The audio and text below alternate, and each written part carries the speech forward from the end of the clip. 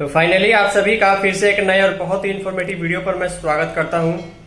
जैसे कि आप सभी को अच्छे तरीके से मालूम है कि आंगनवाड़ी सेविकाओं और सहायिकाओं का मानदेय पिछले 4-5-6 महीनों से पेंडिंग पड़ा हुआ है। उसको विभाग के द्वारा अभी तक जो है सेविकाओं के अकाउंट में नहीं भेजा गया है, जो दुख की बात है। हालांकि सेविकाओं सहायिकाओं का मानदेय उनके अकाउंट में नहीं आना, जबकि ऑफिस के द्वारा एब्सेंटी वेरिफिकेशन सैलरी जनरेट का प्रोसेस कर दिया जाना, लेकिन फिर भी समय बीतने के साथ पैसा नहीं आने का एक कारण ये हो सकता है कि टेक्निकल इशू या फिर पैसे के आवंटन की समस्या आ रही होगी। लेकिन आपको जान करके हैरानी होगी कि सीडीपीओ महोदय या महोदयों लोगों का भी वेतन रोक दिया जाता है, क्योंकि आंगनवाड़ी सेविका जिस प्रकार से काम करती है उस प्रकार से उस सेक्टर का रैंकिंग बनता है और सभी सेक्टर को मिलाकर एक परियोजना का रैंकिंग बनती है। और उस परियोजना के रैंकिंग के हिसाब से जो उस परियोजना के सीडीपीओ के ऊपर कार्रवाई नहीं होने का जो है यहाँ पर सिलसिला होता है। तो इसके संबंध में जो डिटेल में खबर है, बिना टाइम वेस्ट के चलिए आगे की तरफ चलते हैं और हम आपको दिखाते हैं कि किस प्रकार जो है जिलाधिकारी ने 2 सीडीपीओ का वेतन रोक दिया है। वेतन क्यों रोका है, इससे आप लोगों को भी जानने सीखने को मिला होगा। तो फाइनली ध्यान दीजिएगा, खबर का शीर्षक आप लोगों ने देख लिया है। लिखा गया है 2 सीडीपीओ का वेतन हुआ स्थगित, वेतन को रोक दिया गया है।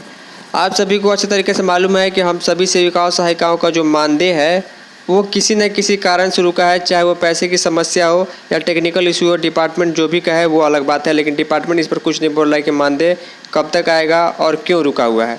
लेकिन सीडीपीओ का भी वेतन रोका जाता है, आखिर ऐसा क्यों है? बिहार के अररिया जिले से हमें खबर प्राप्त हुई है। लिखा गया है डीएम विवेक विनोद दुहन की अध्यक्षता में आईसीडीएस के कार्यों की समीक्षा की गई।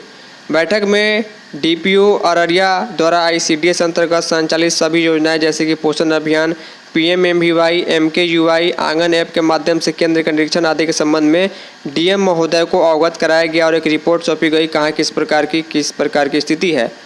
डीएम ने सभी बिंदुओं की समीक्षा की और निर्देश दिया कि माह जुलाई 2026 तक सभी इंडिकेटरों में आईसीडीएस की रैंकिंग में अपेक्षित सुधार लाया जाए, यानी हर चीज़ में सुधार हो जाना चाहिए अगले महीने। उन्होंने जिला स्तर पर सभी इंडिकेटर में खराब प्रदर्शन करने वाली महिला पर्यवेक्षिका के विरुद्ध कार्रवाई करने का निर्देश दिया।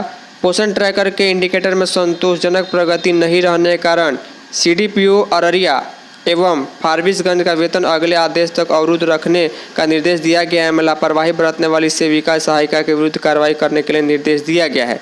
यानी कि अररिया की सीडीपीओ और फारबिसगंज की सीडीपीओ का वेतन रोक दिया गया है। इसलिए रोका गया है क्योंकि उनके परियोजना में कई मुद्दों पर, कई बिंदुओं पर सही तरीके से काम नहीं किया गया होगा, चाहे वह पीएमएमवीवाई हो, एमकेयूवाई हो या फिर पोषण ट्रैकर ऐप का कोई काम हो, एफआरएस करना हो या फिर लाभार्थियों को जोड़ना हो, जीएमडी करना हो, होम भीड़ बाकी होगा। तो इसका एक रैंकिंग बनता है और इसके चलते जो यहाँ पर कार्रवाई की गई है।